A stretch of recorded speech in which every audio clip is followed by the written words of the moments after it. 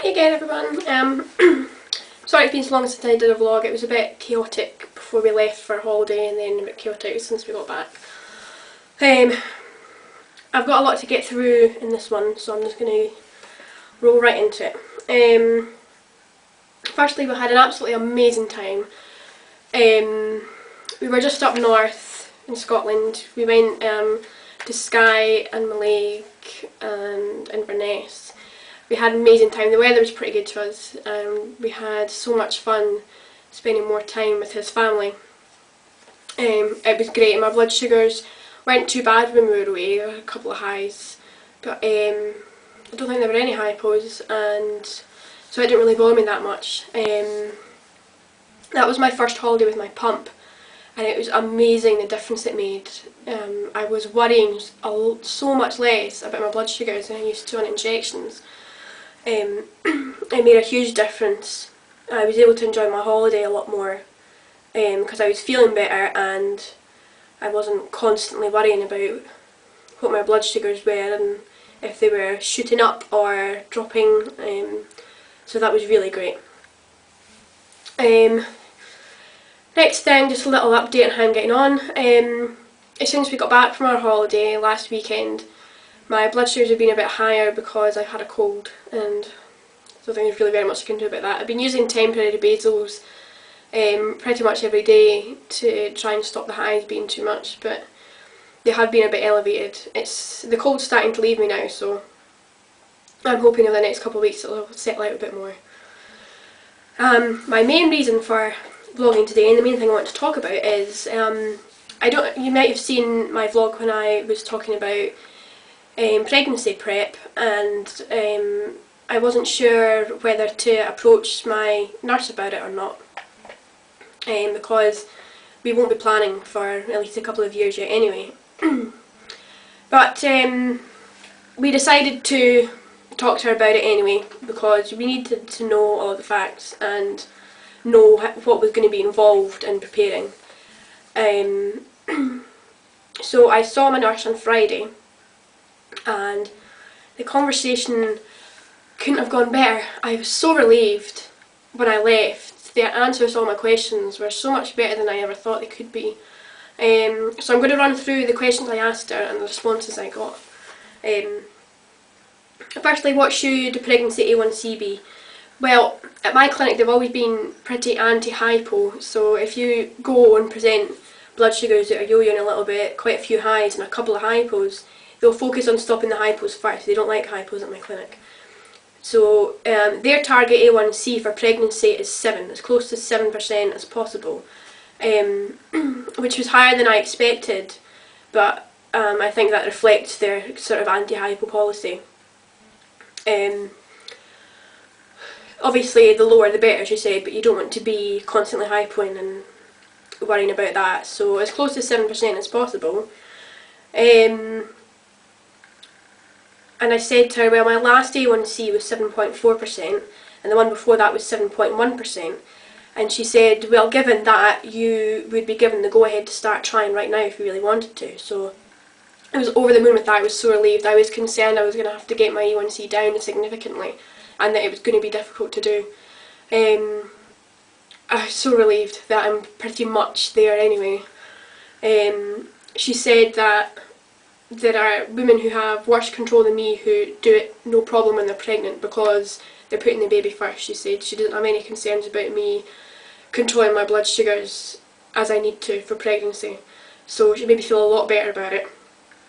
So I asked, because the A1C was to be around 7, I asked what sort of blood sugar should I be aiming for before meals and after meals, and she said basically just under 7, 7 or below.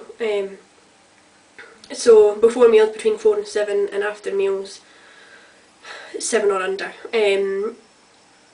So I was kind of relieved by that as well, because some of the targets I've heard about seem really difficult to achieve, and keeping them under 7 is something I have managed to do on some days in the past, so I know it's possible, especially with the pump.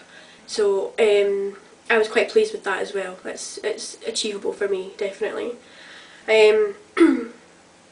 Obviously she said that the main thing is taking folic acid and apparently for diabetic women they should be taking 5 milligrams of folic acid, which is a lot more than non-diabetic women are recommended to take for pregnancy. And so you can only get the 5 milligrams on prescription, so she said that's pretty much the only thing that she would strongly recommend changing before we start trying.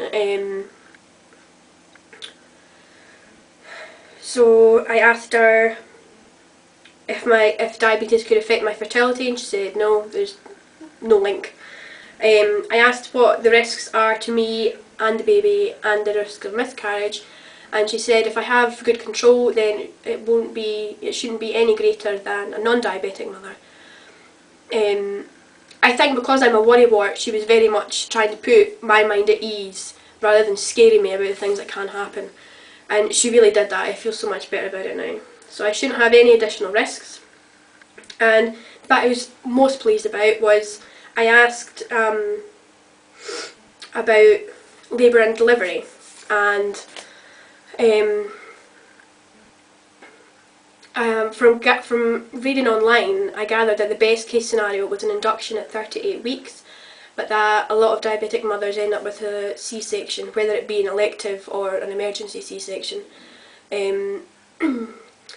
So I was kind of a little bit worried about the birth and what that would involve, so I asked her about it, and she said that there's every chance that I could go to full term, go into labour on my own and give birth naturally as any non-diabetic woman could.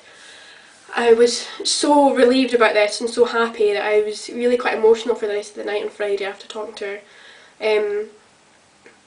I know that there's every chance that it won't happen, but the way she pitched it to me was I have no greater chance of an induction or a C-section than a woman without diabetes if my control is good enough.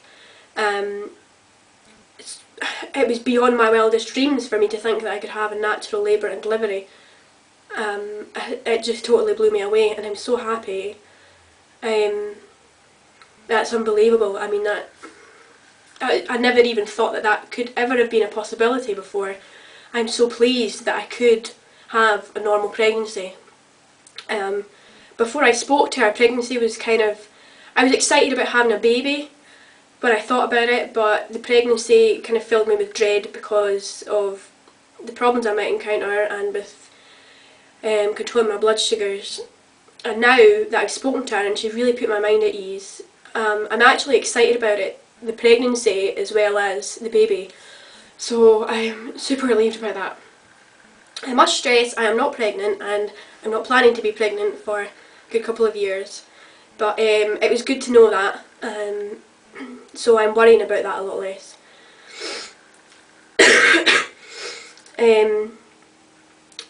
I just need to convince him now. So I think that's about it.